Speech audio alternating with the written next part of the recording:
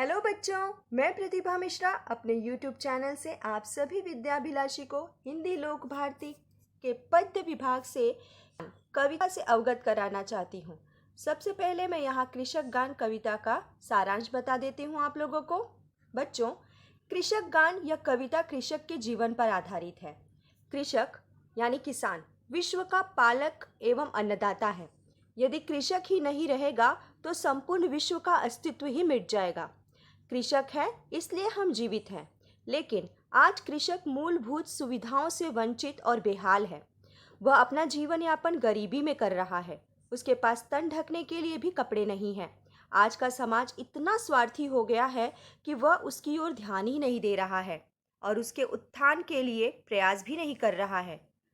कवि ने किसान का खोया हुआ सम्मान व प्रतिष्ठा फिर से स्थापित करने हेतु उस पर गीत गाना चाहा है। तो आइए बच्चों, यहाँ पर मैं कवि दिनेश भारद्वाज जी के परिचय देते हुए आपको पद्य परिचय भी देती हूँ। सबसे पहले कवि का परिचय हम देख लेते हैं। कवि दिनेश भारद्वाज जी हिंदी साहित्य के ऐसे हस्ताक्षर हैं जो अपनी कविताओं के द्वारा समाज की कुरीतियों पर गहरा प्रहार करते हैं और पाठकों को चिंतन के लिए विवश कर देते हैं। इनकी रचनाएं ग्रामीण परिवेश से जुड़ी होती हैं। इनकी रचनाओं में देश की मिट्टी की सुगंध व आत्मीयता प्रकट होती है। बच्चों, यहाँ पर अब मैं पद्य परिचय आपको देना चाहूंगी। कृषक गान यह एक सामाजिक काव्य है। समाज में व्याप्त समस्याओं की अभिव्यक्ति हेतु सामाजिक कविताएं अग्रसर हैं। यही विशेषता प्रस्तुत कविता कृषक गान में हमें दिखाई पड़ता है। तो आइए बच्चों, कृषक गान से संबंधित दिनेश भारद्वाज जी कवि के सभी पंक्तियों को हम यहाँ विस्तार से देख लेते हैं। हाथ में संतोष की तलवार ले जो उड़ रहा है, जगत में मधुमास उस पर सदा पतझर रहा है। दीनता अभिमान जिसका आज उस पर मान कर लूं, उस कृषक का गान कर लूं।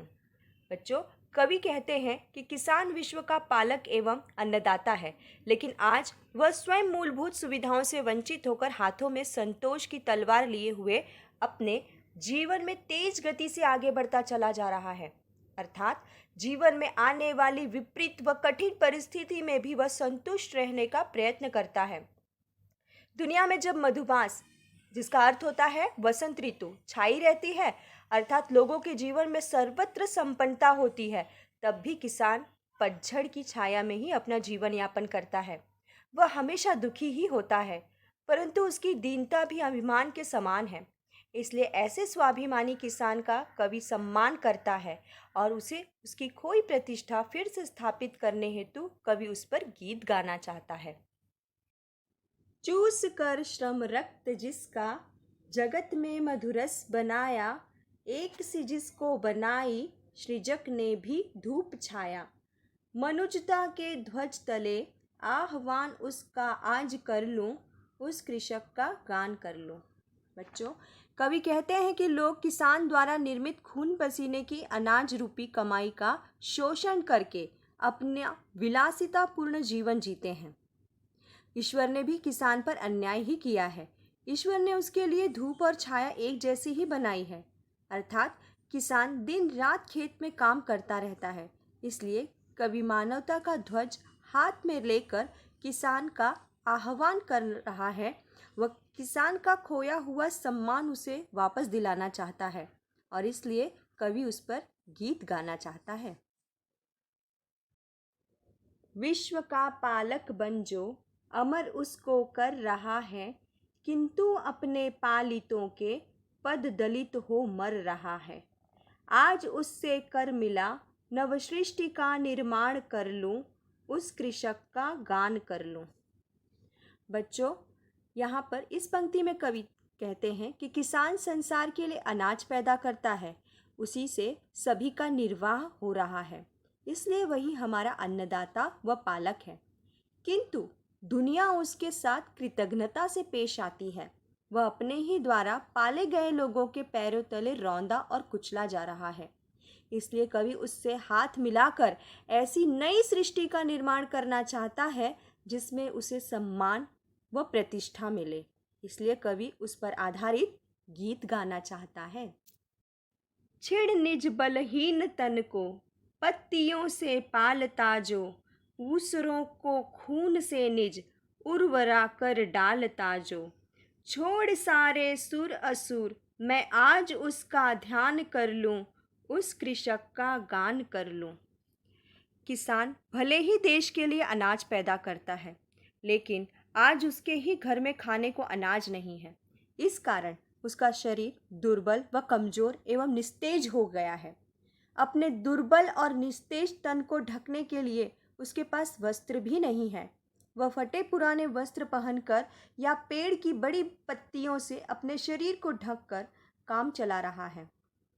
किसान का अपना खून पसीना बहाकर बंजर जमीन को उपजाऊ बना देता है। कवि को दुनिया में अच्छे बुरे लोगों से कोई सरोकार नहीं है।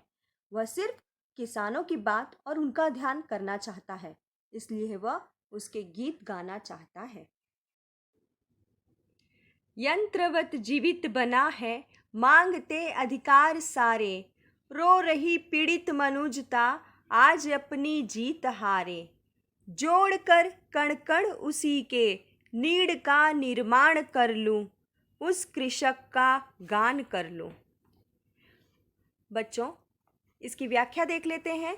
आज का युग विज्ञान एवं तकनीक का युग है। बिना यंत्रों के मानव जीवित नहीं रह सकता है।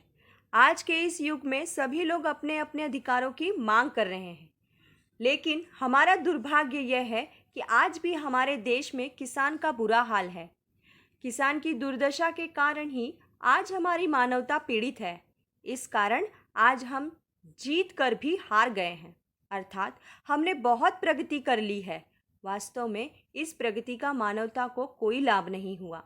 इसलिए कवि प्रत्येक किसान को अपने साथ एकत्रित करके ऐसे घोंसले का निर्माण करना चाहता है जिसमें किसान का भविष्य उज्जवल हो, उसे खोया हुआ मान सम्मान व प्रतिष्ठा फिर से प्राप्त हो। बच्चों, यहाँ पर हम शब्दार्थ देख लेते हैं कविता के उन कठिन शब्दों को सरल अर्थ में। पतझड़, पतझड़ एक ऋतु, यहाँ पर दुख का प्रतीक है। दीनता, गरीबी या विपन्नता। पालित, पालक जिसका पालन करता है या जिस पर वह आश्रित होता है। सुर असुर, अच्छे बुरे लोग। अधिकार, हक। पालक, पालने वाला व अन्नदाता। यंत्रवत, मशीन के जैसा। सृजक, रचना करने वाला अथवा सर्जक। ऊसर, बंजर, अनुपजाऊ।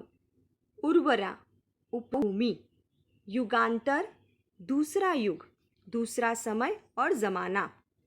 मनुजता, मनुष्यता। नीड़, घोंसला, जिसका अर्थ है वसंत ऋतु।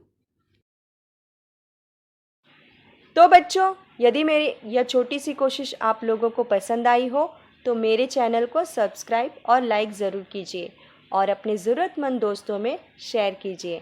धन्यवाद।